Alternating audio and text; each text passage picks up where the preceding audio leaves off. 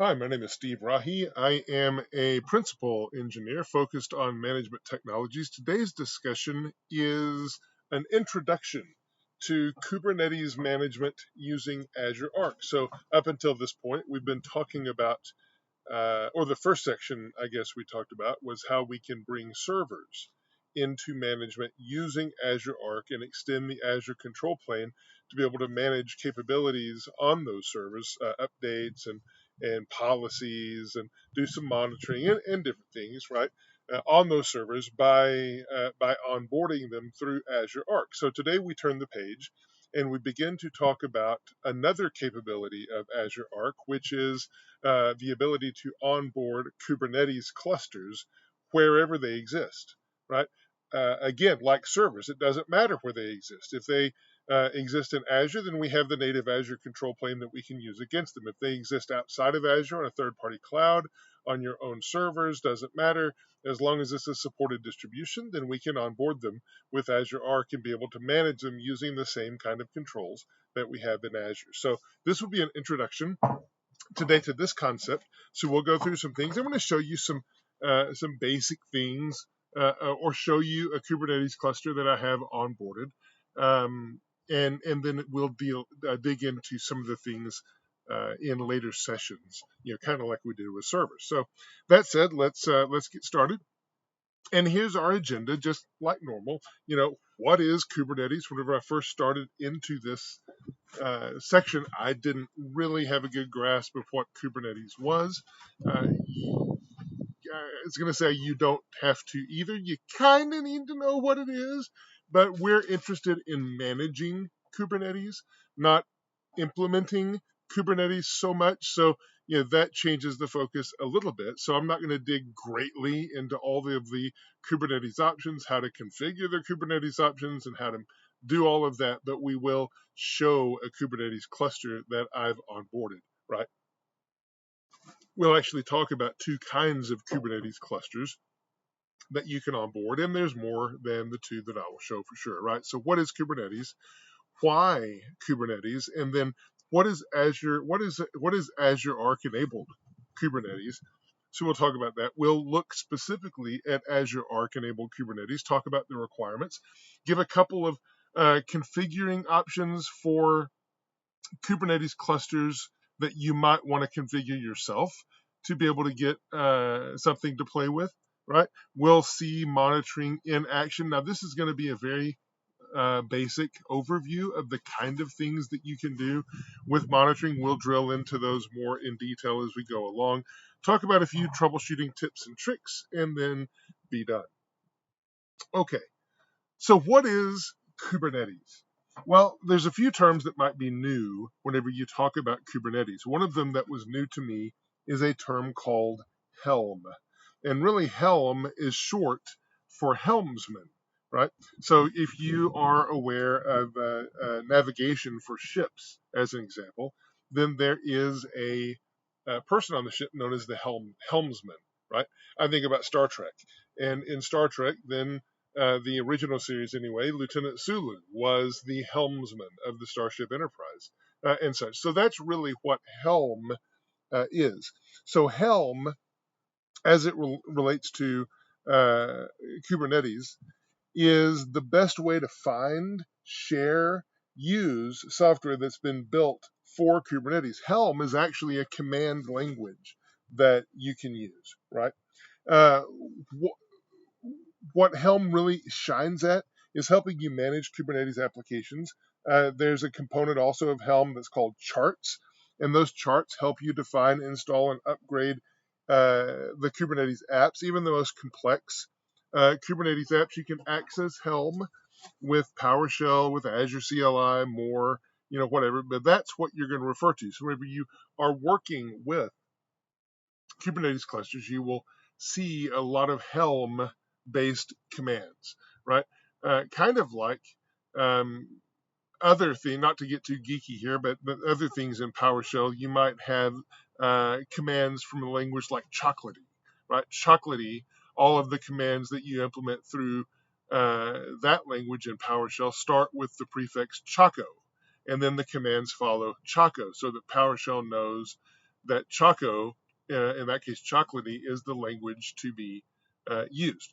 Helm, just like AZ, right? You'll have commands like basically AZ login. What that tells PowerShell is to access the Azure command modules that have been loaded into PowerShell and do a login command, right? And so you'll see things like that. Helm is no different. So you'll have Helm followed by the commands that you'll want to be able to work with. Another thing about Kubernetes is that it is open source, right? So it has implementations on different platforms, can be on different cloud providers. So it is an open source solution that whoever wants to implement it is able to do so. Also, Kubernetes is focused at modern, complex applications. It runs in containers, right? It's specifically a solution for building those modern applications using containers. So in this world, containers will contain microservices that are packaged with all of their dependencies, all of their configurations, and then Kubernetes is used to manage and deploy those created apps at scale. Kubernetes is basically a way to orchestrate clusters of virtual machines and schedules and containers to run on whatever virtual machines they need to be on, based on whatever available compute resources are out there, and so forth. Containers in this context are grouped into what are called pods.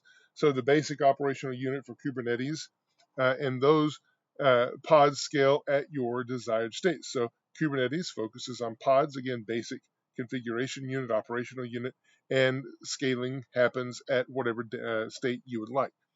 Kubernetes is also going to automatically manage your service discovery, incorporates load balancing, tracks resource allocation, scales based on compute utilization, checks the health of individual resources, etc. So Kubernetes, that's what it is. Now, I don't care about that. I mean, I do. Don't get me wrong. I absolutely do. But that is not the focus, right? The focus of Azure Arc Management for Kubernetes is not to build Kubernetes clusters. It is to manage existing Kubernetes clusters. But as we approach this topic, it is very likely, very hopefully probable, that you will build a Kubernetes cluster so that you can test this, right? So understanding at a basic level what Kubernetes is helps you accomplish that, right? Okay, so why Kubernetes? Well, the whole idea of Kubernetes is to take something complex and really simplify it, right? Keeping containerized apps up and running is not the simplest thing, right? Because they often involve many containers deployed across a number of different machines and so forth. Kubernetes is designed to take that and really try to simplify it. Also, Kubernetes is designed for scale. It provides a way to schedule and deploy the containers and scale them to whatever your desired level is and manage the life cycle of those containers. So Kubernetes is about implementation. So you can use Kubernetes to implement your container-based applications in a very portable and a scalable and an extensible way. Portability, because these container apps are separate from the infrastructure, right? They live on the infrastructure, but they're separate from them. They become very portable when you run them on Kubernetes, moving them from local machines to production machines and hybrid and multi-cloud environments, all while maintaining consistency across the environments, becomes something that you can do fairly easily, right? And that's what the portability piece is all about. And then finally, extensibility. So a very large, Kubernetes, again, open source, so a very large open source community of developers and companies are actively building extensions, plugins for Kubernetes that will add capabilities such as security, monitoring, management, and so forth.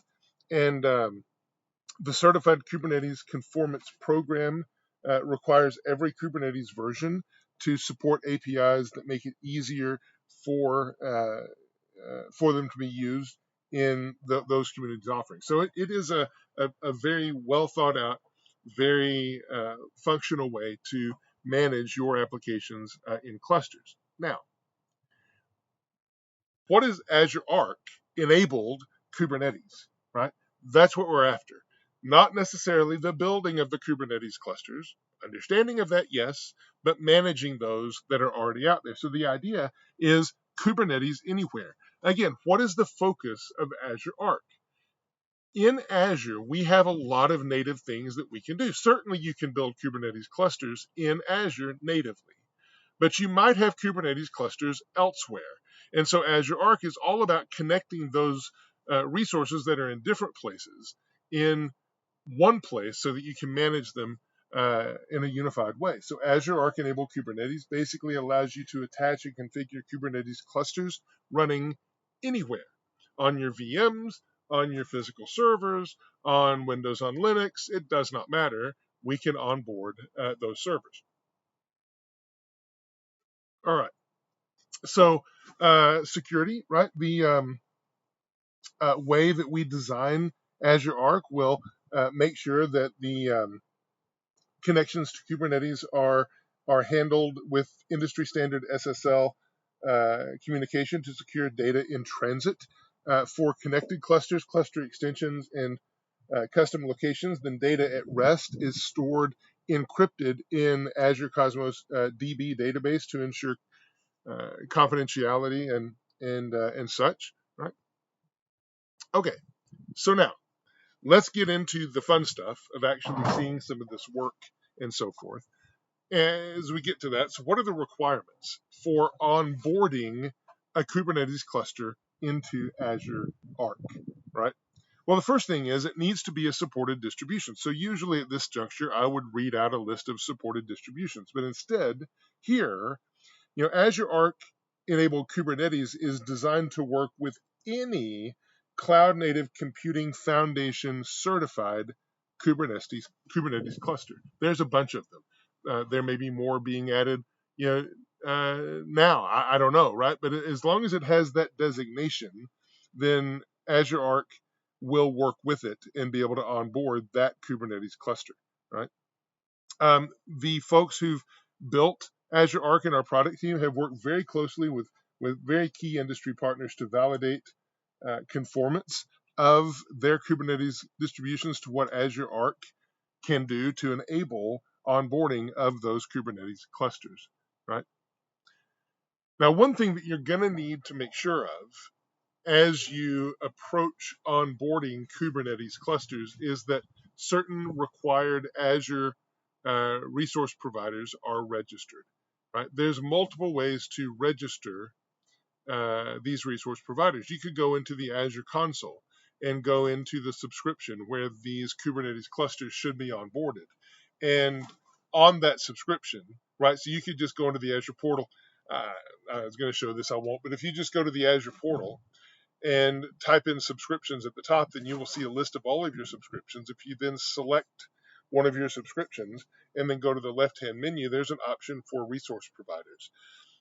And that's where you need to make sure the required resource providers are registered, right? So Microsoft.Kubernetes configurations, I believe, are a couple. There may be a couple of more, like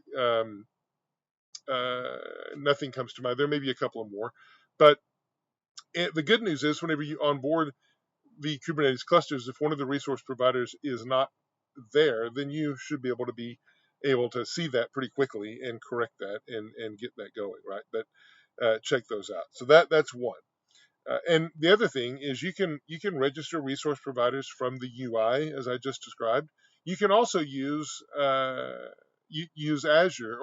PowerShell and the Azure module to be able to do that. So with an AZ space register space provider and then the name command, you can do that from Azure, the Azure commands in PowerShell.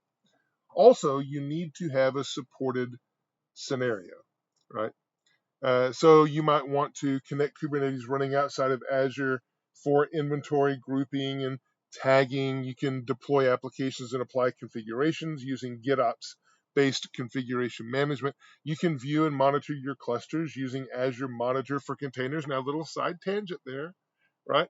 I mentioned Azure Arc is all about providing the Azure capabilities to non-Azure resources. And so if your Kubernetes cluster is already in Azure, if you've worked with Azure, then Azure Monitor, right, is something you may already be familiar with. And so Azure Monitor can extend now to these Azure Arc connected Kubernetes clusters. Other things in your scenario might be having Microsoft Defender for Kubernetes be applied to add security, Azure Policy for Kubernetes to take advantage of the Azure Policy modules, being able to use Azure Active Directory for authentication and authorization checks to make sure your cluster is only accessed by those who are allowed, right? Being able to securely access your Kubernetes cluster basically from anywhere without opening inbound ports in the firewall using Cluster Connect, right? Being able to deploy open service mesh on top of your cluster for observability and policy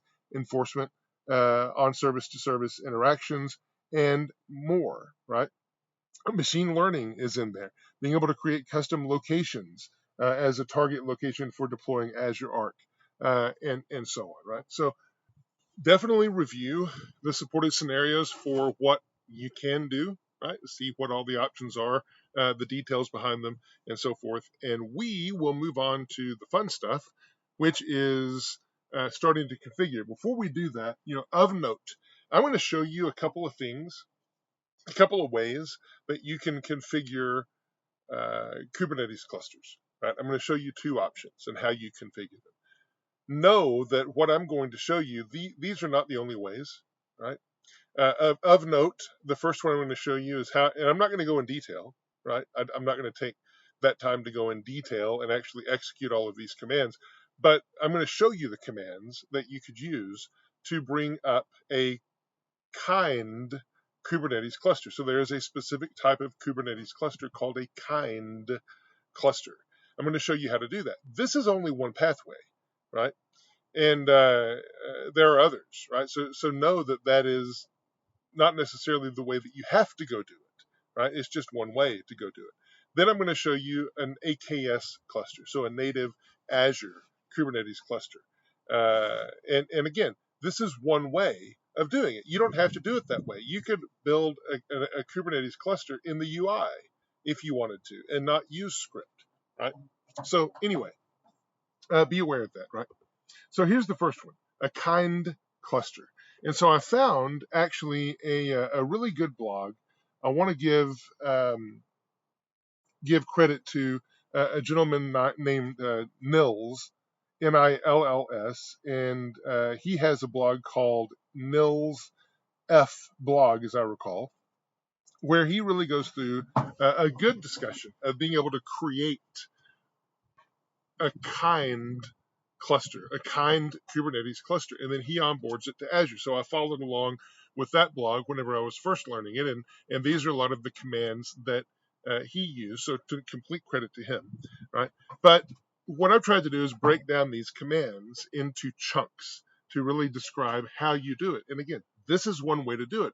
Doesn't have to be the way you do it. It is the way he chose to do it and the way I am doing it here.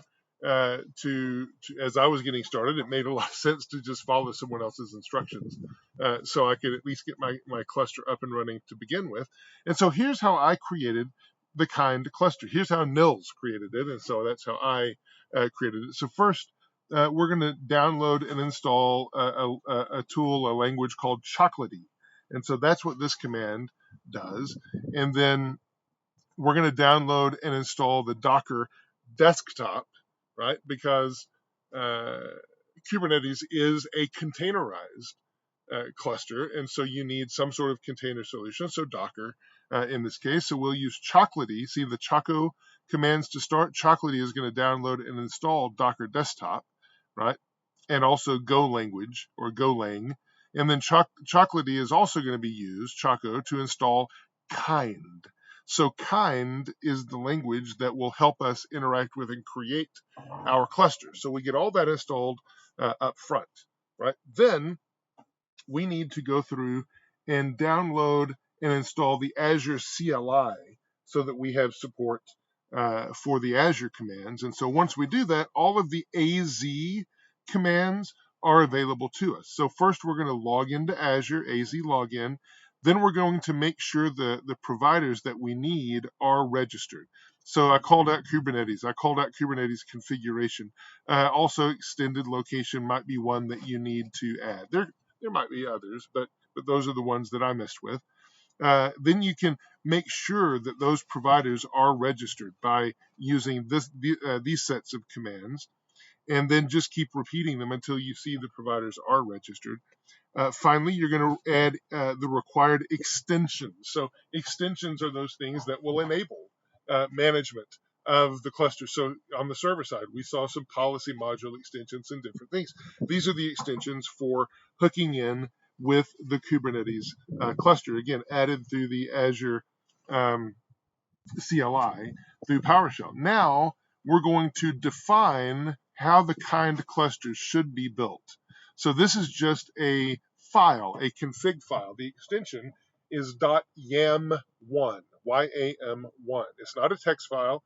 You might create it in Notepad, but make sure that you save it, and the extension is .yam1, right? And so this is just an example config file. I don't know all the configuration options for the config file. That's not really the point of doing it here. I was just doing it to be able to get a Kubernetes cluster to play with. Finally, I'm going to use kind to actually create the cluster, reference the file, and then also give the name of the kind cluster I want to create, let that run, and then once it's finished, verify that the kind cluster has been created. Now, this has created the kind cluster. It has not onboarded that to Azure Arc. In order to onboard the cluster to Azure Arc, we have to run a few more commands. Right? I'll show you that in a second.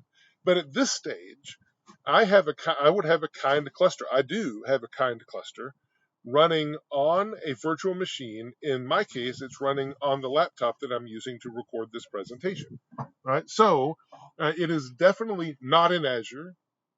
It's on my laptop, again, as a virtual machine, and I'm going to onboard that into Azure so that it shows up. Now, full disclosure, in preparation for this presentation, I kind of reworked a little bit, so I just have one Kubernetes cluster up in Azure. The kind cluster is not up there right now. It may be as we do future sessions, but I just have the AKS cluster up in Azure at the moment, just for demo purposes and so on. So, but this is the process I followed when I had the kind of cluster and so on. So here's how to onboard it. Pretty easy to onboard, right? So again, we're going to use Azure CLI, and we're going to create a service principal that has the role of contributor. If you don't have the role of contributor, then you're going to have a challenge, right? Being able to move forward with onboarding the kind cluster. Then I'm going to create a resource group, if I don't have one already, right, that I want to put this kind of cluster in, right? So a little bit of clarification there. The kind cluster is not going to leave my laptop. It's on the VM on my laptop. What I'm trying to do is create some hooks so that I know how to manage it, so that I have a pathway to be able to manage it on my laptop. Even though it's on my laptop, I can manage it from Azure. That's what putting it in a resource group will allow me to do, right? So in this case, I'm going to put it, create a resource group in East US and call it Steve Rack Cube Test, right? And then finally, I'm going to connect my kind cluster, so the name of the cluster, and the name of the resource group, into Azure so that it is Azure Arc enabled. As simple as that. Pretty darn easy. Once you have the cluster created, you verify it's operational, then it's pretty darn easy from there to be able to onboard it to Azure Arc. Right? So that's one way. This is the one I don't have you. I'm not going to show it to you. You won't see it in my lab, at least right now. Might be there in future sessions. We will see. But here's one that I did create, right? An AKS cluster, an Azure Kubernetes Services cluster. So this is built directly in Azure. I can build it with script, right? Just using my Azure CLI. I can call in and say, create Azure Kubernetes Services cluster, give it a resource group, give it the name of the cluster, and then I'm going to enable some add-ons like monitoring and generate my SSH keys, right? That's the one command to create my AKS cluster. Then I'm going to connect it to Azure. So I'm going to install Azure CLI, which I should have already had whenever I did it, but just to illustrate. Then I'm going to get the credentials that I need from my resource group, from my cluster. And then finally, that's going to take care of it. And I can look at the nodes using this command, kubectl, get nodes. So kubectl is another kind of command structure like Chocolatey, like Helm, like whatever, like that you might want to use and you will use through some of this. So that's pretty easy. The cluster is created. You'll see the created cluster in just a minute, right? But then it's not onboarded to Azure ARC yet, so I need to run this command to be able to onboard it into Azure ARC, and then I'm done, right? So that's why I kind of went with that one for the demo. Is it's just very easy to create, very easy to onboard, and then I can show it to you in this introductory session where we're not really digging into it at all. And later I might add some of the other Kubernetes stuff to be able to dig into. Really, it doesn't matter too much what the Kubernetes cluster is, at least so far in my experience. I see the same options no matter who the Kubernetes cluster is or what provider was used to create it, whatever. And so that's why I just went with this one. But we might throw in the kind cluster again as we go forward. We will see. All right. Now, let's get out of the console, or let's get out of PowerPoint, and let's go into the console and start to look at how this looks like. So we're going to start first in the Azure portal. We're going to look first for Kubernetes services. So here's Kubernetes services. I'm going to click on that. You're going to see that I have my AKS cluster. So it's right here. Now, interestingly, I have two instances of this. Why do I have two instances of this? Well, so this is me kind of inferring a little bit based on what I've seen previously, but this is an Azure cluster, an Azure Kubernetes Services cluster. So it was here when I first created it, it was here. This is the entry that was here. But then I onboarded it to Azure ARC. And so now it shows up in here again and references it as an Azure ARC. So it is a duplicated name, right? Probably because you generally don't onboard an AKS server, an Azure Kubernetes Services created cluster to Azure ARC. There's really no need to do that, right? But I did it for demo. And so that's why it shows up in here twice. Whenever I had my kind cluster onboarded to Kubernetes services, Azure ARC Kubernetes, it only showed up in here one time, right? Because it really didn't exist here. It exists on my laptop. And so I only had one entry. And I would expect that to be a recurring pattern if it's not an Azure Kubernetes services Kubernetes cluster, that it won't show up in here two times. Hopefully that makes sense. And in fact, if you go into the cluster here and look at the options that show up for it, then they are the same options regardless of the one I click into. So it is truly a duplicated entry, right? So I just show you that. Then we will go back and I will show you this, and it will be the same. It is the same Kubernetes cluster, right? And we'll just spend a minute in here to kind of explore around and see what we get, right? And there's a purpose in being able to do this. So as I'm looking at my Kubernetes cluster, I have some capabilities here that are enabled by Azure ARC, right? Actually, so there are a couple of differences. Let me go back and show that again just to be sure. Right? So I'm going to go here, and this is the native Kubernetes entry that was first here before I onboarded it to Azure ARC. And so I scroll down, and I have properties, I have monitoring, I have capabilities, recommendations, and tutorials. So I have properties in the list of what I created, right? I'll have some of this detail in the list of what I created.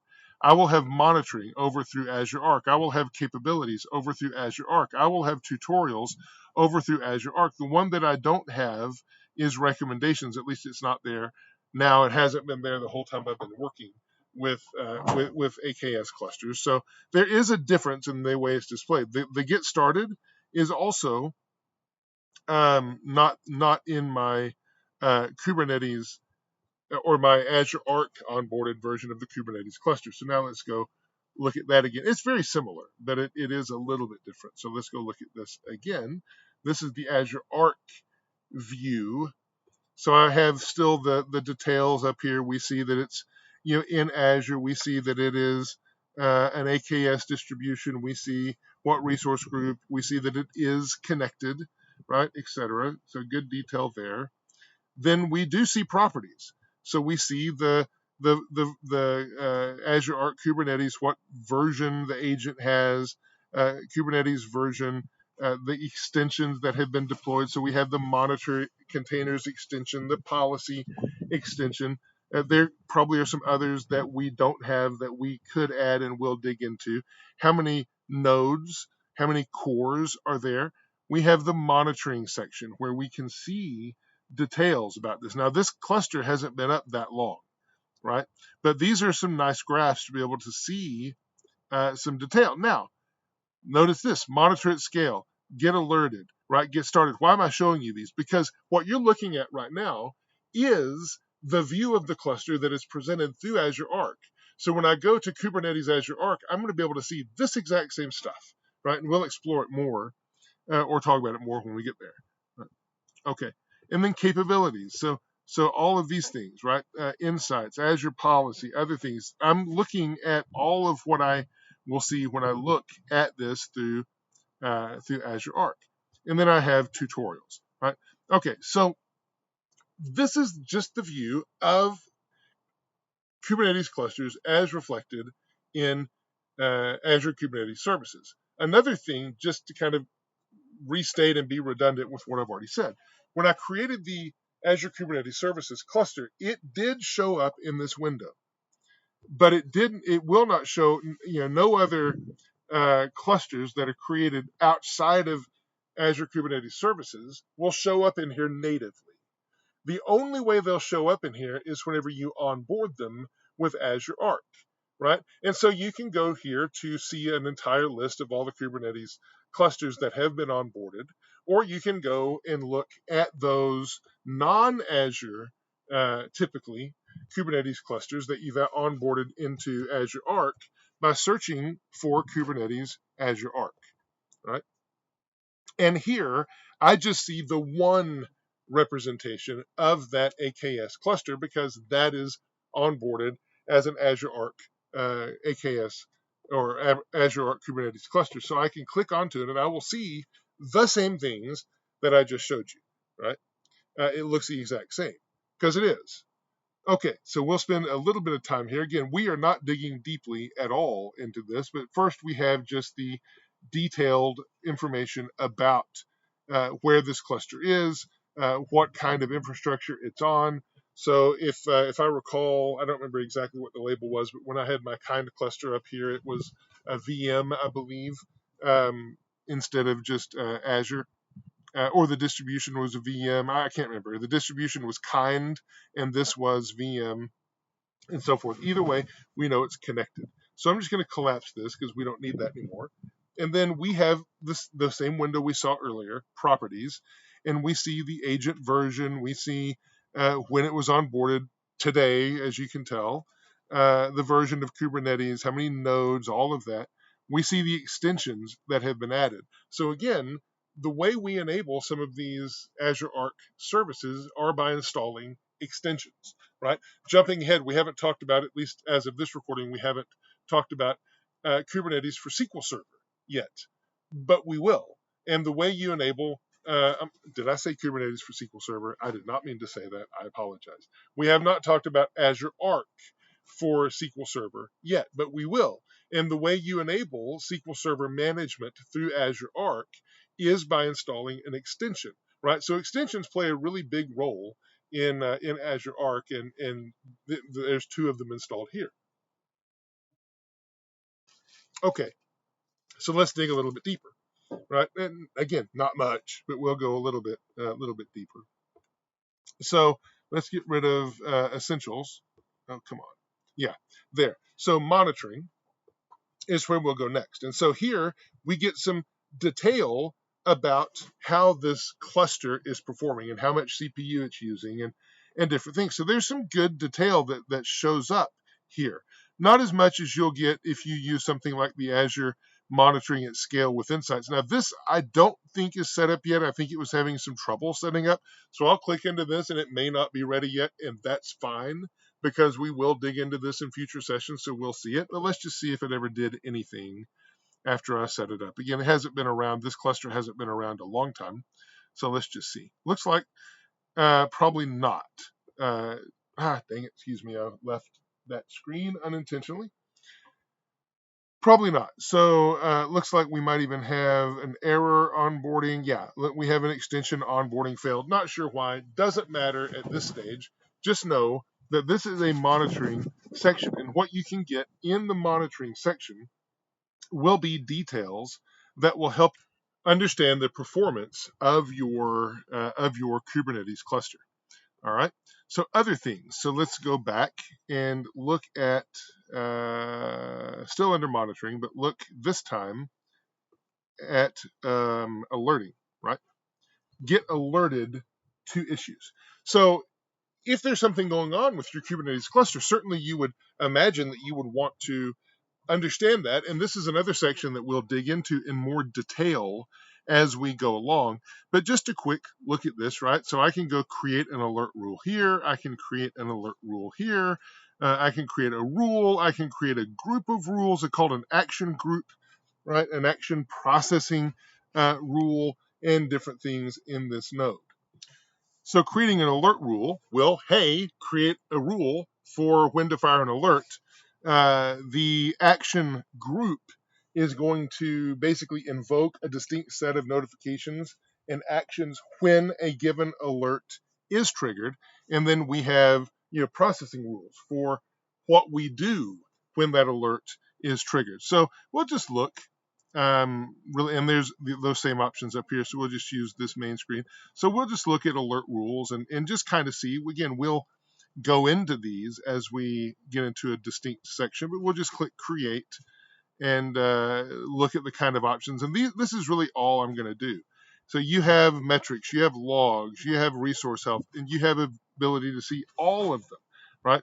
And then you have the ability to look at monitoring services, right? And so if you want to see the full list, you can just scroll down here and decide which one you care about and so forth, right? So this is where you would select the signal and kind of start. So maybe I want to look at resource health and then look at the event statuses or the different kinds of options. So again, I'm not going to dig further into this. We will dig more into this as we go along, but just to give you an idea as we do this introduction of the kinds of things that you can do, right? So let's go and this is built out some more. Again, there's really nothing to see here. It's good to go, right? No fired alerts. But then we have alert or action groups. So action groups will let me define what I want to do when something happens.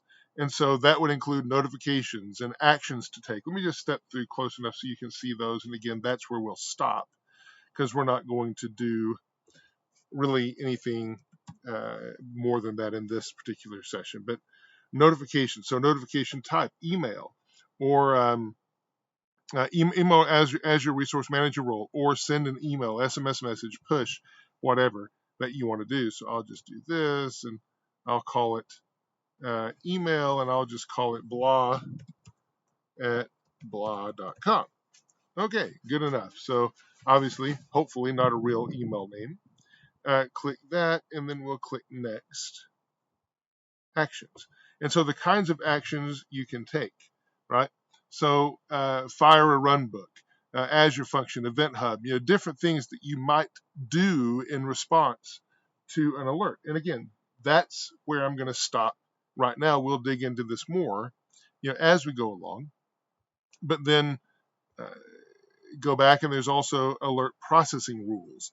So this will let me define some rules for processing the alert, the scope of it, the details, scheduling of that, etc., etc. And I'm really not going to go much more into detail than this. We'll talk about this more whenever we get to the specific details of it. right? But just want to show you that this kind of thing is possible. We'll start to dig in more as we go. And then here, let's go back.